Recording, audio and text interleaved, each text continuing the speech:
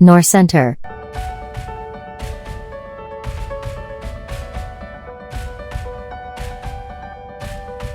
तो इस वीडियो में हम सीखेंगे कि किस तरह सिद्ध करते हैं कि रूट दो या इसके अलावा और भी बहुत सारी संख्याएं होती हैं, जैसे रूट पाँच आ जाता है, रूट पाँच या रूट तीन या रूट सात। इस तरह की जो संख्याएं आती हैं उन्हें कैसे सिद्ध करते हैं कि ये एक अपरिमेय संख्या है, तो ये हम सीखेंगे। तो इसका सॉल्यूशन शुरू करते हैं। देखिए कैसे सिद्ध करते हैं। हमें जो चीज़ सिद्ध करनी है रूट दो के लिए, वो हम उसका अपोजिट, उसका उल्टा मान लेंगे। क्या मानेंगे? माना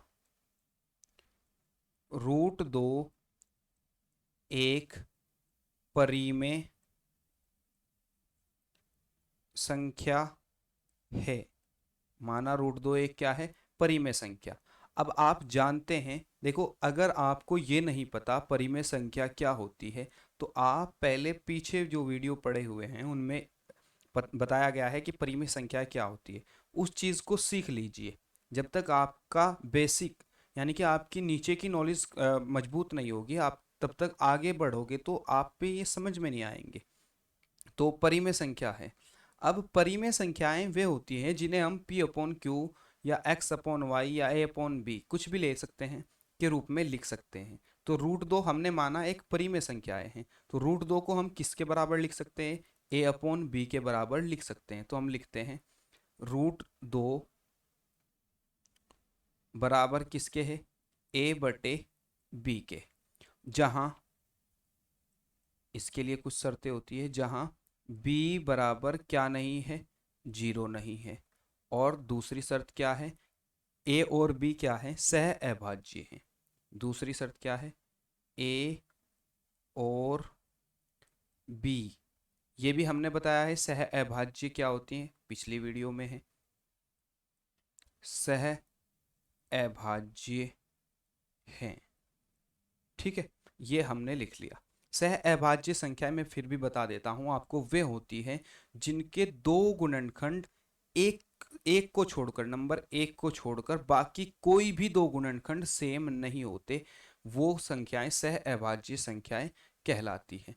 तो अब देखते हैं कहाँ, इससे आगे क्या करना है। इससे आगे हम इनकी क्रॉस मल्टीप्लाई करेंगे, तिरछी गुना करेंगे, इसके यहाँ इसके यहाँ, इसके नीचे कुछ नहीं है तो हम फिर भी गुना करते हैं। तो यहाँ से हो जाएगा a बराबर रूट टू बी, और ये आपकी आ गई समीकरण नंबर एक। इसके आगे चलते हैं, दोनों ओर का क्या करेंगे? वर्ग कर देंगे। दोनों ओर का वर्ग करने पर, दोनों ओर का क्या करने पर?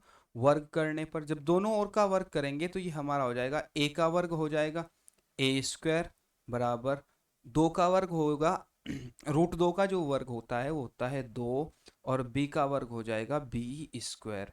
ये हमारी आ गई समीकरण नंबर दो। यहाँ तक आप सभी जान चुके होंगे।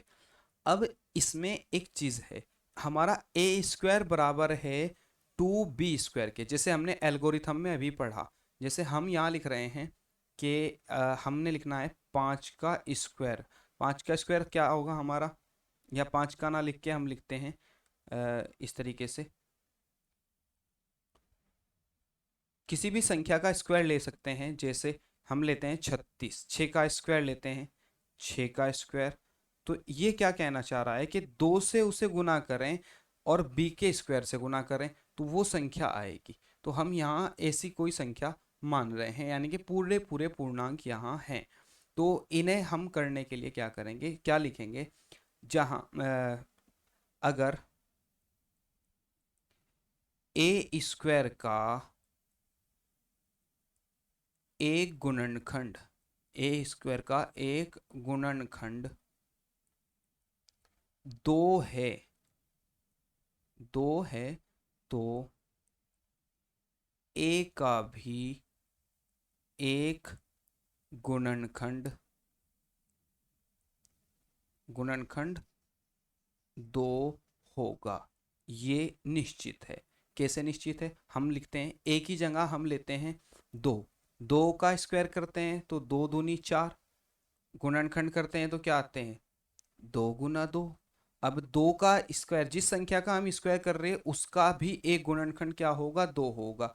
तो यानी कि 2 का अगर हम गुणनखंड निकालते हैं 2 के तो क्या आते हैं 2 गुना 1। तो किम सिंपल सी बात है। हम देखते हैं इसके बाद 2 के अलावा हम 4 का करते हैं तो 4 का भी, 4 चौक क्या होगा 4 गुना 4, 4 का स्क्वायर 16 हो जाएगा। 16 के टुकड़े करते हैं 2 गुना 2 चौक 8 गुना 2, इस तरीके से आएंगे, या फिर इस तरीके से आएंगे 8 गुना 2, या फिर 4 गुना 4 आएंगे।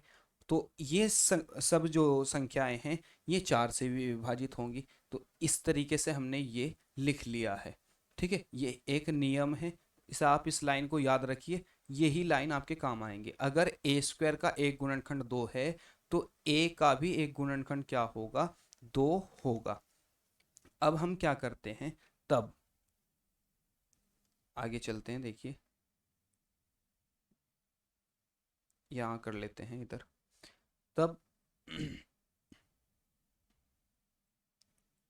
तब हम लिख लेते हैं a बराबर 2c के, जहाँ c एक पूर्णांक है, जहाँ c एक क्या है पूर्णांक है।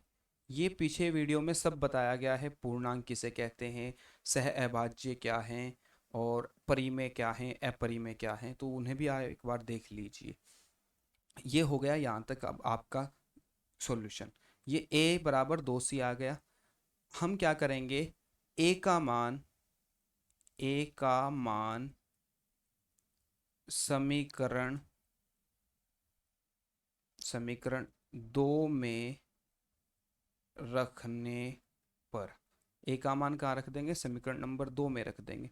जब हम समीकरण 2 में a का मान रखेंगे तो यहाँ a स्क्वायर है तो ये हो जाएगा a का स्क्वायर, सॉरी a स्क्वायर की जगह हमें क्या लिखना है 2c का स्क्वायर लिखना है। तो हम लिखेंगे 2 का स्क्वायर हो जाएगा 4 और c का स्क्वायर हो जाएगा c स्क्वायर, बराबर किसके है 2b स्क्वायर के।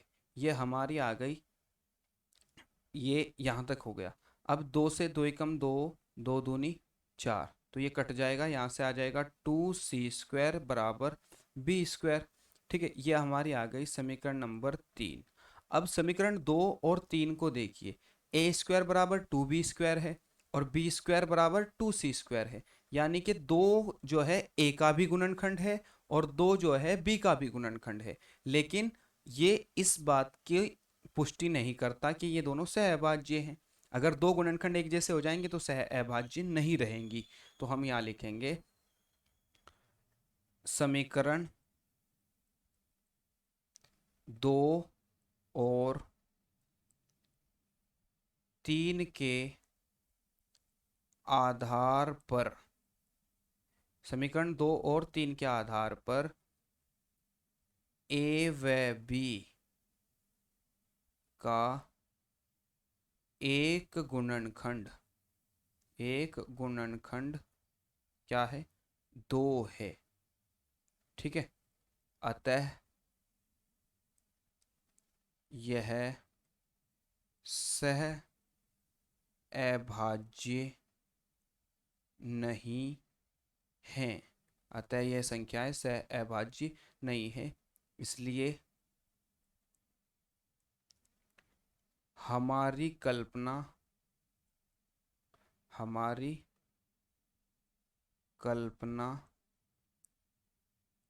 गलत है, और गलत है। रूट 2 एक अपरिमेय, रूट 2 एक अपरिमेय संख्या है। यही हमारा सॉल्यूशन हो जाता है। अब इस रूट 2 की जगह आप रूट 3, रूट 5, रूट 7 कुछ भी रख के आंसर निकाल सकते हैं। ये एक ट्रिक है, आपकी समझ में आ गई होगी हम उम्मीद करते हैं। अगर आपको कोई डाउट है आप कमेंट बॉक्स में लिख सकते हैं, और अगर वीडियो अच्छी लगी तो चैनल को दूसरों के साथ शेयर करें, अपने दोस्तों के साथ शेयर करें। हम टाइम टू टाइम ये हम आपका मैथ का कंप्लीट सिलेबस निकलवाएंगे इसी तरीके से। ठीक है, बहुत अच्छा, धन्यवाद। जय हिंद, जय भारत।